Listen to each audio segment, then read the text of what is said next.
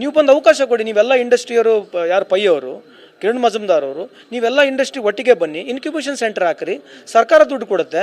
ನಿಮಗೆ ಯಾವ ರೀತಿ ಸ್ಕಿಲ್ ಬೇಕೋ ಆ ರೀತಿ ಸ್ಕಿಲ್ಲಿಗೆ ನಾವು ದುಡ್ಡು ಕೊಡ್ತೀವಿ. ನಮ್ಮ ಯಂಗರ್ ಜನ್ರೇಷನ್ ಕೂಡ ಇದೆ, ಆ ಜನ್ರೇಷನ್ ಜೊತೆ ನೀವು ಸ್ಕಿಲ್ ಮಾಡ್ಕೊಳ್ಳಿ, ಮುಂದೆ ಅವರಿಗೆ ಕೆಲಸ ಕೊಡಿ.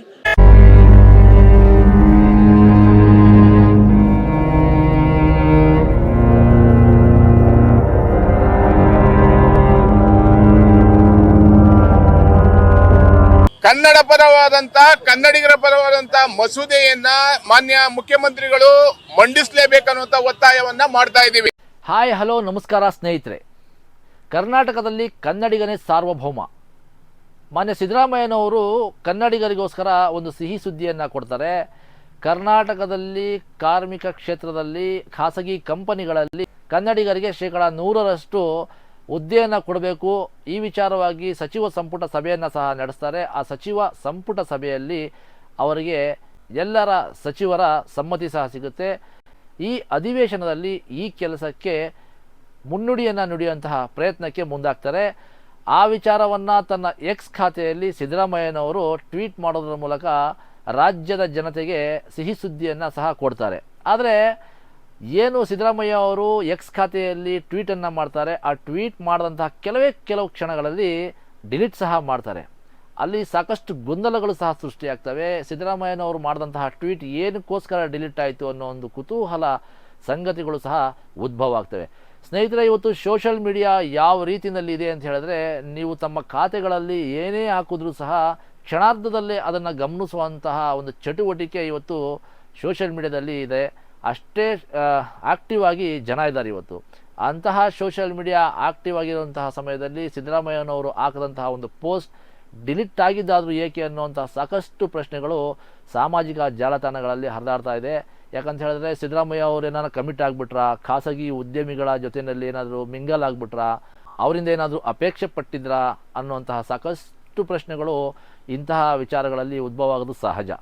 ಅಂತಹದೇ ಒಂದು ಪ್ರಶ್ನೆಗಳು ಇಲ್ಲಿ ಉದ್ಭವ ಆಗಿದೆ. ಆದರೆ ಆ ಟ್ವೀಟ್ ನಂತರದ ಸಮಯದಲ್ಲಿ, ಆ ಟ್ವೀಟ್ ಆದ ನಂತರ ಸಂಬಂಧಪಟ್ಟ ಸಚಿವರಿಗೆ ಒಬ್ಬ ಉದ್ಯಮಿ ಒಂದು ಮೆಸೇಜನ್ನು ಮಾಡ್ತಾರಂತೆ. ನೀವು ಈ ರೀತಿಯಾದ ದೃಢವಾದ ನಿರ್ಧಾರ ಕೈಗೊಂಡ್ರೆ ನಮ್ಮ ಕಂಪನಿಗಳು ನಡೆಸುವಂಥದ್ದು ಬಹಳ ಕಷ್ಟ ಆಗುತ್ತೆ, ನಾವು ತುಂಬ ಕೆಳಮಟ್ಟಕ್ಕೆ ಹೋಗ್ತೀವಿ, ನಮಗೆ ಬಹಳ ಇದರಿಂದ ತೊಂದರೆ ಆಗುತ್ತೆ ಅನ್ನುವಂತಹ ಚರ್ಚೆಯನ್ನು ತನ್ನ ವಾಟ್ಸಪ್ ಮೂಲಕ ಅವ್ರ ಜೊತೆಯಲ್ಲಿ ನಡೆಸ್ತಾರಂತೆ. ಅದಕ್ಕೆ ಉತ್ತರ ನೀಡಿದಂತಹ ಸಚಿವರು, ನಿಮಗೆ ಯಾವುದೇ ರೀತಿಯಾದ ತೊಂದರೆ ನಮ್ಮ ಸರ್ಕಾರದಿಂದಾಗಲಿ ನಮ್ಮಿಂದಾಗಲಿ ಆಗೋದಿಲ್ಲ, ಅದಕ್ಕೆ ನಾವು ಅವಕಾಶನೂ ಕೊಡಲ್ಲ. ನಾವು ಎಷ್ಟು ಮಾನ್ಯತೆಯನ್ನು, ಎಷ್ಟು ಕಾಳಜಿಯನ್ನು ನಮ್ಮ ರಾಜ್ಯದ ಜನಗಳಿಗಾಗಿ ನಾವು ತೋರಿಸ್ತಾ ಇದ್ದೀವೋ ಅಷ್ಟೇ ಕಾಳಜಿ ನಾವು ನಿಮಗೂ ಸಹ ಕೊಡ್ತೀವಿ.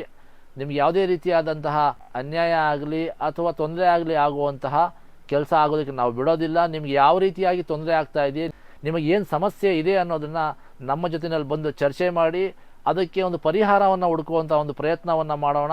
ಯಾರಿಗೂ ಯಾರಿಂದಲೂ ತೊಂದರೆ ಆಗಬಾರ್ದು ಅನ್ನೋವಂತಹ ಒಂದು ಮಾತನ್ನು ಅವರಿಗೆ ಹೇಳಿರ್ತಾರೆ. ಸ್ನೇಹಿತರೆ ನೋಡಿ, ಈ ಉದ್ಯಮಿಗಳಿಗೆ ನಮ್ಮ ನಾಡಿನ ಜಲ ನೆಲ ಎಲ್ಲವೂ ಬೇಕು. ಹಣ ಸಂಪಾದನೆ ಮಾಡೋಕ್ಕೆ, ಇವರು ಬಲಾಢ್ಯರಾಗೋಕ್ಕೆ ನಮ್ಮ ಜಾಗ ಬೇಕು.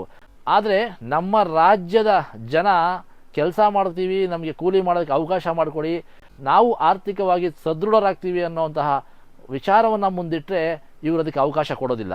ಹಾಗೆ ಸಚಿವರು ಒಂದು ಮಾತನ್ನು ಹೇಳ್ತಾರೆ, ನಮ್ಮ ದೇಶದ ಸಾಕಷ್ಟು ಬಂಡವಾಳಶಾಹಿಗಳು ವಿದೇಶಗಳಲ್ಲಿ ಹಾಗೂ ಪರರಾಜ್ಯಗಳಲ್ಲಿ ಹೋಗಿ ಬಂಡವಾಳವನ್ನು ಹೂಡಿಕೆಯನ್ನು ಮಾಡಿದ್ದಾರೆ. ಅವರು ಸಹ ಅಲ್ಲಿನ ಜನರಿಗೆ ಬಹಳ ಆದ್ಯತೆಯನ್ನು ಕೊಟ್ಟಿದ್ದಾರೆ, ಅಲ್ಲಿ ಅವರಿಗೆ ಕೆಲಸವನ್ನು ಕೊಟ್ಟಿದ್ದಾರೆ. ಅದೇ ರೀತಿ ನೀವು ಸಹ ನಮ್ಮ ರಾಜ್ಯಕ್ಕೆ ಬಂದಿದ್ದೀರಾ, ನಮ್ಮ ನೆಲ ಜಲ ಎಲ್ಲವನ್ನು ಬಳಸ್ಕೋತಾ ಇದ್ದೀರಾ. ಹಾಗಾಗಿ ನಮ್ಮ ರಾಜ್ಯದ ಕನ್ನಡಿಗರಿಗೆ ತಾವು ಅವಕಾಶವನ್ನು ಕೊಡಬೇಕು, ಪ್ರಾಮುಖ್ಯತೆಯನ್ನು ಕೊಡಬೇಕು ಅನ್ನೋ ಮಾತನ್ನು ಸಹ ಹೇಳ್ತಾರೆ. ಇದು ಖಂಡಿತ ನಿಜವಾಗ್ಲೂ ಸಹ. ಯಾಕಂತ ಹೇಳಿದ್ರೆ, ನಮ್ಮ ನಾಡಿನ ಜಲ ಬೇಕು, ನಮ್ಮ ನಾಡಿನ ನೆಲ ಬೇಕು ಅನ್ನುವಂತಹ ವ್ಯಕ್ತಿಗಳಿಗೆ ನಮ್ಮ ಜನ ಬೇಡವಾ? ನಮ್ಮ ಜನಗಳಲ್ಲಿ ಏನು ಕೊರತೆ ಇದೆ, ಏನು ಸಮಸ್ಯೆ ಏನು, ಅದನ್ನಾದರೂ ಹೇಳಬೇಕಲ್ವಾ?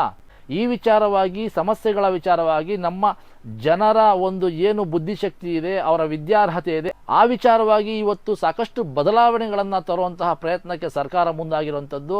ಕಂಪನಿಗಳಿಗೆ ಒಂದು ಮಾರ್ಗದರ್ಶನ ಸಹ ನೀಡಿದೆ. ಏನಪ್ಪ ಅಂತ ಹೇಳಿದ್ರೆ, ನಮ್ಮ ಜನರಲ್ಲಿ ಏನು ಕೊರತೆ ಇದೆ, ಅವರಲ್ಲಿ ಏನು ಸಮಸ್ಯೆ ಇದೆ ಅನ್ನೋದನ್ನು ನಮ್ಮ ಬಳಿ ಬಂದು ಚರ್ಚೆ ಮಾಡಿ, ಮುಕ್ತವಾಗಿ ಮಾತಾಡಿ, ಅದಕ್ಕೆ ನಾವು ಅವರಿಗೆ ಸೂಕ್ತವಾದ ಟ್ರೈನಿಂಗನ್ನು ಕೊಟ್ಟು, ನಿಮ್ಮ ಕಂಪನಿಗೆ ಏನು ಅರ್ಹತೆಗಳು ಬೇಕು ಅದರಂತೆ ನಾವು ಅವ್ರನ್ನ ಟ್ರೈನ್ ಮಾಡ್ತೀವಿ, ರೆಡಿ ಮಾಡ್ತೀವಿ. ಆದಮೇಲೆ ನೀವು ಅವ್ರಿಗೆ ಕೆಲಸದ ಒಂದು ಅವಕಾಶವನ್ನು ಕೊಟ್ಟು ಕೆಲಸ ಕೊಡಬೇಕು. ಮ್ಯಾನೇಜ್ಮೆಂಟಲ್ಲಿ 50%, ಮ್ಯಾನೇಜಿನ ಹೊರಭಾಗದಲ್ಲಿ 75% ಹುದ್ದೆಗಳನ್ನು ಕೊಡಬೇಕು ಅನ್ನುವಂತಹ ನಿರ್ಧಾರವನ್ನು ಸಿದ್ದರಾಮಯ್ಯನವರು ತಗೋತಾರೆ. ಆ ಒಂದು ವಿಚಾರವನ್ನು ಮನಗಂಡಂತಹ ಉದ್ಯಮಿಗಳು ಅದಕ್ಕೆ ವಿರೋಧವನ್ನು ವ್ಯಕ್ತಪಡಿಸ್ತಾರೆ. ವಿರೋಧ ವ್ಯಕ್ತವಾದ ನಂತರ ಏನಾಗುತ್ತೆ ಅಂತ ಹೇಳಿದ್ರೆ ಅಧಿವೇಶನದಲ್ಲಿ ಈ ಮಾತುಕತೆ ಮುಂದೂಡಲಾಗುತ್ತೆ. ಇದನ್ನು ತಿಳಿದಂತಹ ಕನ್ನಡ ಪರ ಸಂಘಟನೆಗಳು ರೊಚ್ಚಿಗೇಳ್ತವೆ. ಕನ್ನಡಿಗರಿಗೆ ಇಲ್ಲಿ ಉದ್ಯೋಗಾವಕಾಶವನ್ನು ಕೊಡಲಿಲ್ಲ ಅಂತ ಹೇಳಿದರೆ ನಾವು ಉಗ್ರವಾದ ಹೋರಾಟವನ್ನು ಮಾಡ್ತೀವಿ ಅನ್ನುವಂತಹ ಎಚ್ಚರಿಕೆ ಸಹ ರಾಜ್ಯ ಸರ್ಕಾರಕ್ಕೆ ನೀಡ್ತಾರೆ. ಈಗ ವಿಧಾನಮಂಡಲದಲ್ಲಿ ಅಧಿವೇಶನ ನಡೀತಾ ಇದೆ. ಕನ್ನಡ ಪರವಾದಂತ ಕನ್ನಡಿಗರ ಪರವಾದಂತ ಮಸೂದೆಯನ್ನ ಮಾನ್ಯ ಮುಖ್ಯಮಂತ್ರಿಗಳು ಮಂಡಿಸಲೇಬೇಕನ್ನುವಂತ ಒತ್ತಾಯವನ್ನ ಮಾಡ್ತಾ ಇದ್ದೀವಿ. ಯಾಕಂದ್ರೆ ಇವತ್ತು ಕಿರಣ್ ಮಜುಮ್ದಾರ್ ಏನು ಜಿಗಣಿಯಲ್ಲಿ ಮತ್ತು ಆನೇಕಲ್ಲಲ್ಲಿ ಅವರ ಏನಿದೆ ಬಯೋಕಾನ್ ಸಂಸ್ಥೆ, ಅದರ ನೀರನ್ನ ಕುಡಿದು ಅನೇಕ ಜನ ಕಾಯಿಲೆ ಬಿದ್ದಿದ್ದಾರೆ. ಆ ಊರಿನಲ್ಲಿ ಆ ವಾಸನೆಗೆ ಬದುಕೋದು ಕಷ್ಟ ಇದೆ. ಆದ್ರೆ ಇವರಿಗೆ ನೇರವಾಗಿ ಫ್ಲೈಓವರ್ ಬೇಕು, ಕರೆಂಟ್ ಬೇಕು, ರಾಜ್ಯ ಸರ್ಕಾರದಿಂದ ಜಮೀನ್ ಬೇಕು, ನೀರ್ ಬೇಕು. ಆದ್ರೆ ಕನ್ನಡದ ಮಕ್ಕಳಿಗೆ ಕೆಲಸವನ್ನ ಕೊಡ್ಲಿಕ್ಕೆ ಯಾಕೆ ನಮ್ಮ ಮಕ್ಕಳಿಗೆ ಕೆಲಸ ಮಾಡುವ ಇವ್ರಿಗೆ ಆ ಯೋಗ್ಯತೆ ಇಲ್ಲ ಅಂದ್ರೆ ಇಲ್ಲಿಂದ ಖಾಲಿ ಮಾಡ್ಲಿಕ್ಕೆ ಬರಾಗಿಲ್ಲ. ಈ ಮಸೂದೆಯನ್ನ ಮಾನ್ಯ ಸಿದ್ದರಾಮಯ್ಯನವರು ಯಾವ ರೀತಿ ನಾವು ಕನ್ನಡಿಗರಿಗೆ ಉದ್ಯೋಗ ಕೊಡ್ತೀವಂತ ತಂದ್ರು ಅದನ್ನ ಈ ಕೂಡಲೇ ಜಾರಿಗೆ ತರಬೇಕನ್ನುವಂತ ಒತ್ತಾಯವನ್ನ ಮಾಡ್ತಾ ಇದೀವಿ. ಒಂದ್ ಪಕ್ಷ ತಾರದೇ ಇದ್ದ ಪಕ್ಷದಲ್ಲಿ ಕರ್ನಾಟಕ ರಕ್ಷಣಾ ವೇದಿಕೆ ಇವತ್ತು ರಾಜ್ಯವ್ಯಾಪಿ ಹೋರಾಟವನ್ನ ಮಾಡ್ತಾ ಇದ್ವಿ. ಮುಂದಿನ ದಿನಗಳಲ್ಲಿ ಬೃಹತ್ ಪ್ರಮಾಣದಲ್ಲಿ ರ್ಯಾಲಿಯನ್ನ ತೆಗೆದ್ರ ಮುಖಾಂತರ ITBT ಮತ್ತು ಬಯೋಕಾನ್ ಸಂಸ್ಥೆಗಳ ಮುಂದೆ ಬೃಹತ್ ಪ್ರಮಾಣದ ಹೋರಾಟವನ್ನ ಮಾಡಬೇಕಾಗುತ್ತೆ ಅನ್ನೋ ಎಚ್ಚರಿಕೆಯನ್ನು ಕೊಡ್ತಾ ಇದೀವಿ. ನೋಡಿ, ಸರ್ಕಾರಕ್ಕೆ ಟ್ಯಾಕ್ಸ್ ಅನ್ನ ಪ್ರತಿಯೊಬ್ಬ ಮನೆಯವನು ಟ್ಯಾಕ್ಸ್ ಅನ್ನ ಕೊಡ್ತಾನೆ, ಪ್ರತಿಯೊಬ್ಬ ಉದ್ಯಮಿನೂ ಟ್ಯಾಕ್ಸ್ ಅನ್ನು ಕೊಡ್ತಾನೆ, ಚಿಕ್ಕ ಚಿಕ್ಕ ಅಂಗಡಿಯವರು ಸಹ ಟ್ಯಾಕ್ಸ್ ಅನ್ನ ಕಟ್ತಾರೆ. ಇವರಿಂದ ITBT ರಿಂದ, ಕಿರಣ್ ಮಜುಮ್ದಾರ್ ಇಂದ, ಮೋಹನ್ ದಾಸ್ ಪೈ ಇಂದ ಅಥವಾ ಇನ್ಯಾವನೋ ಇಂದ ಈ ಸರ್ಕಾರ ನಡೀತಾ ಇಲ್ಲ, ಕನ್ನಡಿಗರ ತೆರಿಗೆಯಿಂದ ನಡೀತಾ ಇರುವಂತದ್ದು. ಇಂಥ ಸಂದರ್ಭದಲ್ಲಿ ಇಂಥ ಉದ್ಯಮಿಗಳಿಗೆ ಯಾವುದೇ ಕಾರಣಕ್ಕೂ ನಮ್ಮ ರಾಜ್ಯ ಸರ್ಕಾರ ಬೆದರಬಾರದು ಅನ್ನುವಂತ ಒತ್ತಾಯವನ್ನ ಮಾಡ್ತಾ ಇದೆ. ಸ್ನೇಹಿತರೆ, ಕನ್ನಡ ಪರ ಸಂಘಟನೆಗಳು ಈ ಹಿಂದೆ ಸಾಕಷ್ಟು ವರ್ಷಗಳಿಂದ ಅವರ ಒಂದೇ ಒಂದು ಅಹವಾಲು, ಕನ್ನಡಿಗರಿಗೆ ಇಲ್ಲಿ ಕಾರ್ಖಾನೆಗಳಲ್ಲಿ 80% ಮೀಸಲಾತಿಯನ್ನು ಕೊಡಬೇಕು, ಕರ್ನಾಟಕದಲ್ಲಿ ಕನ್ನಡಿಗರೇ ಸಾರ್ವಭೌಮ ಅನ್ನುವಂತಹ ಮಾತನ್ನು ಎತ್ತಿ ಹಿಡಿದು ಹೋರಾಟಗಳನ್ನು ಈಗಲೂ ಸಹ ಮಾಡ್ತಾನೆ ಇದ್ದಾರೆ. ನೀವು ಬಾಂಬೆಗೆ ಹೋಗಿ ಅಥವಾ ಬೇರೆ ರಾಜ್ಯಗಳಲ್ಲಿ ಹೋಗಿ, ಅಲ್ಲಿ ಮಹಾರಾಷ್ಟ್ರದಲ್ಲಿ ಮಾತಾಡಿ ಅನ್ನುವಂಥ ಒಂದು ಯೂನಿಯನ್ ಮಾಡ್ಕೊಂಡಿದ್ದಾರೆ. ಈ ತಮಿಳುನಾಡಿನಲ್ಲಿ ಈರೋಡ್ ಸೈಡ್ ಹೋದರೆ ತಾವು ನೋಡ್ಬೋದು, ಅಲ್ಲೂ ಸಹ ಒಂದು ಯೂನಿಯನ್ ಇದೆ. ಇವ್ರು ಏನು ಮಾಡ್ತಾರೆ ಅಂತ ಹೇಳಿದ್ರೆ, ಯಾವುದೇ ಒಬ್ಬ ಬೇರೆ ರಾಜ್ಯದ ಬೇರೆ ವ್ಯಕ್ತಿಗಳು ಅಲ್ಲಿ ಕೆಲಸವನ್ನು ಮಾಡೋಂಗಿಲ್ಲ. ಈ ಏನು ಗೂಡ್ಸ್ ಗಾಡಿಗಳು ಬರ್ತವೆ, ಆ ಗೂಡ್ಸ್ ಗಾಡಿಗಳಲ್ಲಿ ಗೂಡ್ಸು ಲೋಡು ಮತ್ತು ಅನ್ಲೋಡ್ ಮಾಡುವಂತಹ ಅವಕಾಶಗಳಿರ್ತವೆ. ಅಂತಹ ಸಮಯದಲ್ಲಿ ಆ ಯೂನಿಯನ್ನನ್ನೇ ಬಳಸ್ಕೋಬೇಕು. ಆ ಯೂನಿಯನನ್ನು ಬಿಟ್ಟು ಬೇರೆ ಯಾರನ್ನಾದ್ರೂ ಖಾಸಗಿ ವ್ಯಕ್ತಿಗಳನ್ನು ಕರ್ಕೊಂಬಂದು ಗಾಡಿಗಳನ್ನ ಅನ್ಲೋಡ್ ಮಾಡೋವಂಥದ್ದಾಗಿರ್ಬೋದು ಅಥವಾ ಲೋಡ್ ಮಾಡೋವಂಥದ್ದಾಗಿರ್ಬೋದು, ಇಂಥ ಕೆಲಸಕ್ಕೆ ಮುಂದಾದರೆ ಅವರುಗಳು ಯೂನಿಯನ್ನವ್ರು ಅಲ್ಲೇ ಇರ್ತಾರೆ, ಅಲ್ಲೇ ಇದ್ಕೊಂಡು ನೋಡ್ತಾ ಇರ್ತಾರೆ. ಅವ್ರು ಮುಂದೆ ಬಂದು ಕೇಳಲ್ಲ ನಿಮ್ಗೆ ಯಾಕೆ ಏನು ಅಂತ ಅಂದ್ಬಿಟ್ಟು. ಕೆಲಸ ಎಲ್ಲ ಮುಗಿದೋದ್ಮೇಲೆ ಪೇಮೆಂಟ್ ತೊಗೊಳ್ಳೋಂಥ ಸಮಯದಲ್ಲಿ ಬಂದು ನಿಂತ್ಕೋತಾರೆ. ನೀನು ಯಾರು, ಎಲ್ಲಿಂದ ಬಂದೆ, ಏನಕ್ಕೆ ಮಾಡ್ತಾ ಇದೆಯಾ, ಇಲ್ಲಿ ನಮ್ಮ ಹಕ್ಕಿರೋದು ಅಂತ ದಬ್ಬಾಳಿಕೆ ದೌರ್ಜನ್ಯವನ್ನು ಮಾಡ್ತಾ ಇದ್ದಾರೆ. ಏನು ಆ ಗಾಡಿ ಅನ್ಲೋಡಿಂಗ್ಗಳನ್ನು ಮಾಡಿಕೊಂಡು ಕಷ್ಟಪಟ್ಟಿರ್ತಾನೆ, ಅವನ ಕೂಲಿ ತಗೊಳ್ಳೋಂಥ ಸಮಯದಲ್ಲಿ ಅವರಿಗೆ ತಡೆ ಹಿಡಿತಾರೆ, ಬಂದು ಯೂನಿಯನ್ ಅವರು ದಬ್ಬಾಳಿಕೆಯನ್ನು ಮಾಡ್ತಾರೆ. ಕಾರಣ ಇಷ್ಟೇ, ನಮ್ಮಲ್ಲಿ ಒಗ್ಗಟ್ಟಿದೆ, ನಾವು ಯೂನಿಯನ್ ಮಾಡ್ಕೊಂಡಿದ್ದೀವಿ, ಈ ಜಾಗದಲ್ಲಿ ನಾವು ಲೋಕಲ್ಲು, ನಮಗೆ ಮೊದಲ ಆದ್ಯತೆ, ನೀವು ಹೊರಗಿನ ಬಂದಿರೋವಂಥವ್ರಿಗೆ ಇಲ್ಲಿ ಅವಕಾಶ ಇಲ್ಲ ಅನ್ನೋಂಥ ಮಾತುಗಳನ್ನು ಹೊರ ರಾಜ್ಯಗಳಲ್ಲಿ ಮಾಡ್ತಾ ಇದ್ದಾರೆ. ಆದರೆ ನಮ್ಮ ರಾಜ್ಯದಲ್ಲಿ ಏನಾಗ್ತಾ ಇದೆ, ಯಾರು ಎಲ್ಲಿಂದನಾರೋ ಬರ್ಬೋದು, ಏನು ಬೇಕಾದ್ರೂ ಮಾಡ್ಕೊಬೋದು, ಹೇಗೆ ಬೇಕಾದ್ರೂ ಇರಬಹುದು. ನಮ್ಮ ರಾಜ್ಯದಲ್ಲಿ ಪರ ರಾಜ್ಯದವರು, ಪರಭಾಷೆಗಳು ಅತಿ ಹೆಚ್ಚು ಇರುವಂಥದ್ದು. ಕನ್ನಡಿಗರು ಇವತ್ತು ಯಾವ ಪರಿಸ್ಥಿತಿನಲ್ಲಿದ್ದಾರೆ ಅಂತ ಹೇಳಿದ್ರೆ, ಸರಿಯಾದ ವಿದ್ಯೆ ಇಲ್ಲ, ಕೂಲಿ ಮಾಡ್ಕೊಂಡು ತಿನ್ನೋದಕ್ಕೆ ಅವ್ರ ಹತ್ರ ಒಂದು ನೌಕರಿ ಇಲ್ಲ, ಜೀವನ ಮಾಡಬೇಕು, ಮನುಷ್ಯ ಹೇಗೆ ಮಾಡಬೇಕು. ಕರೋನಾದಂತಹ ಸಮಯದಲ್ಲಿ ಸಾಕಷ್ಟು ವ್ಯಕ್ತಿಗಳು ನೆಲ ಕಚ್ಚೋದ್ರು, ಬೇರೆ ಊರುಗಳಿಂದ ತನ್ನ ಜೀವನವನ್ನು ಸುಧಾರಣೆ ಮಾಡ್ಕೊಬೇಕು ಅಂತ ಕನಸು ಕಟ್ಟಿ ಬಂದಂತಹ ಬೆಂಗಳೂರಿಗೆ ವಾಪಸ್ ಹೋಗುವಂಥ ಅನಿವಾರ್ಯ ಸೃಷ್ಟಿಯಾಯಿತು. ಇವತ್ತು ಎಷ್ಟೋ ಜನ ಎಜುಕೇಟೆಡ್ಗಳು ಹಳ್ಳಿಗಳಲ್ಲಿ ಸಣ್ಣ ಪುಟ್ಟ ಕೆಲಸಗಳನ್ನು ಮಾಡಿಕೊಂಡು ಜೀವನ ಮಾಡ್ತಾ ಇದ್ದಾರೆ. ಕಾರಣ ಇಲ್ಲಿ ಉದ್ಯೋಗ ಅವಕಾಶ ಇಲ್ಲ, ಇಲ್ಲಿ ನಿರುದ್ಯೋಗ ಅನ್ನೋದು ತಾಂಡವ ಆಡ್ತಾ ಇದೆ. ಮಾನ್ಯ ನರೇಂದ್ರ ಮೋದಿಯವರು ಎಲ್ಲೋ ಒಂದು ಕಡೆ ಹೇಳಿದರು, 2 ಲಕ್ಷ ಜನಗಳಿಗೆ ವರ್ಷಕ್ಕೆ ಹುದ್ದೆಯನ್ನು ಕೊಡ್ತೀವಿ ಅಂತ ಅಂದ್ಬಿಟ್ಟು. ಆದರೆ ಏನು ಮಾಡಿದ್ರು, ಕೊಟ್ಟರ ಹುದ್ದೆನ ಕೊಡಲಿಲ್ಲ. ಆ ವಿಚಾರವಾಗಿ ಪ್ರಶ್ನೆಯನ್ನು ಮಾಡಿದ್ದಕ್ಕೆ ಪಕೋಡ ಮಾರಿ ಅಂದರು. ಪಕೋಡ ಮಾರೋದಕ್ಕೋಸ್ಕರನ ನಮ್ಮ ತಂದೆ ತಾಯಿಗಳು ಕಷ್ಟಪಟ್ಟು ಸಾಲ ಸೂಲ ಮಾಡಿ ನಮ್ಮನ್ನು ವಿದ್ಯೆಯನ್ನು ಕೊಟ್ಟು ವಿದ್ಯಾರ್ಹತೆಯನ್ನು ಕೊಟ್ಟು ಒಂದು ಡಿಗ್ರಿಯನ್ನು ಕೊಡುವಂಥದ್ದು. ಒಬ್ಬ ಡಿಗ್ರಿ ತೊಗೊಂಡಿರುವಂತಹ ವ್ಯಕ್ತಿ ಹೋಗಿ ಫುಟ್ಪಾತ್ನಲ್ಲಿ ಪಕೋಡ ಮಾರು ಅಂತ ಹೇಳಿದ್ರೆ ನಿಮಗೆ ನಾಚಿಕೆ ಆಗೋದಿಲ್ವಾ ಪ್ರಧಾನಿಗಳೇ? ಏನಾದರೂ ಮಾತಾಡೋದಕ್ಕಿಂತ ಮುಂಚೆ ಸ್ವಲ್ಪ ಜವಾಬ್ದಾರಿಯಿಂದ ಮಾತಾಡಬೇಕಾಗುತ್ತೆ. ಯಾಕಂದರೆ ನೀವು ಈ ದೇಶದ ಪ್ರಧಾನಿ, ಕೋಟ್ಯಾಂತರ ಜನ ನಿಮ್ಮನ್ನು ಆಯ್ಕೆ ಮಾಡಿ ಒಂದು ಪ್ರಧಾನಿ ಸ್ಥಾನದಲ್ಲಿ ಕೂರಿಸಿದ್ದಾರೆ. ನೀವು ಕೊಟ್ಟಂತಹ ಆಶ್ವಾಸನೆ, ನೀವು ಹೇಳಿದ ಮಾತನ್ನೇ ಜನ ಕೇಳ್ತಾ ಇರೋದು. ಜನ ಹೇಳಲಿಲ್ಲ ವರ್ಷಕ್ಕೆ 2 ಲಕ್ಷ ಹುದ್ದೆ ಕೊಡಿ ಅಂತ ಅಂದ್ಬಿಟ್ಟು, ನೀವು ಹೇಳಿದ್ದು ನಾನು ವರ್ಷಕ್ಕೆ 2 ಲಕ್ಷ ಹುದ್ದೆಯನ್ನು ಕೊಡ್ತೀನಿ ಅಂತ ಅಂದ್ಬಿಟ್ಟು ಕೊಟ್ರಾ? ಕೊಡಲಿಲ್ಲ.